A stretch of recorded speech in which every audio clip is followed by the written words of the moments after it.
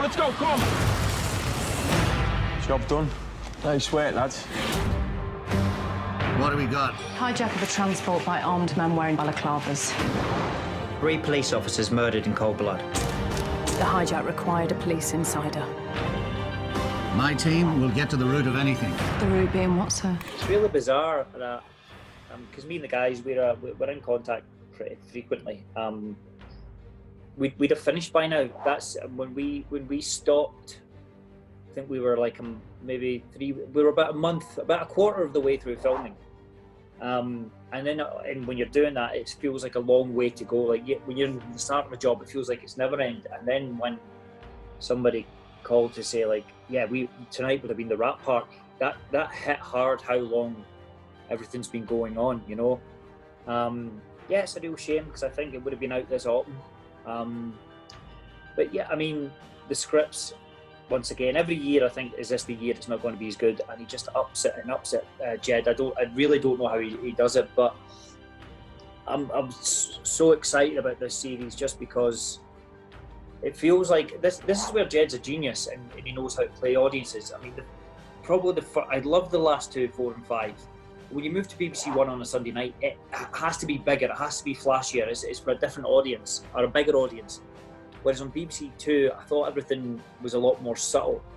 But when you move, you have to change, you know. But now that we're now established on BBC One, I feel like we're going back to the root of what made the show great. Charlie to do 5-5 control. Road traffic collision on Brown Lane. Request local units attend. Control. Charlie Zulu 5-5 standing by. Back up. 7-5, stop. I tell you, some of them are pretty close to the money. Obviously, it's a shame because we can't favourite or like them and say like you're on to give anything away, but the odd one are pretty spot on. Yeah, I mean, and some of them as well, like they take a life of their own. I mean, that's part of the what makes the show great. I mean, I love everybody's theories and stuff, and I think that's where the show, we've hit a real sweet spot just when we came out, which has been a big part of its success, that we have that we're able to do streaming so people can catch up, so people have just joined in series 4 can go back and watch the whole series, but we still have that live element, which I think that there's something about a shared view, you know, when everybody's sitting together watching it. People are meeting at work on Monday or at football or whatever to talk about what they think's happening, and so I think we've got really lucky just in the time that the show was made, that we have the best of both worlds, and that we have it live and you have on demand. 3 AFOs pronounced dead at the scene. The hijack required inside information. AC-12 have stumbled on an extremely sensitive undercover operation.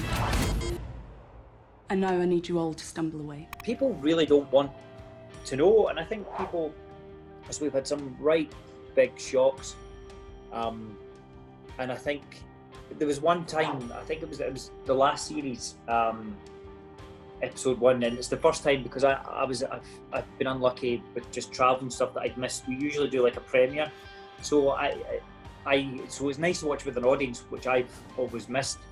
But that one time, and it was the end when we revealed that Corbett's the undercover detective, and the whole audience gasped, and that was just if you could bottle that feeling, you know, because then you just know, like, yeah, we're on to a winner. And first episodes are always really hard because you're setting everything up, but when you got them hooked, then you can start motoring along.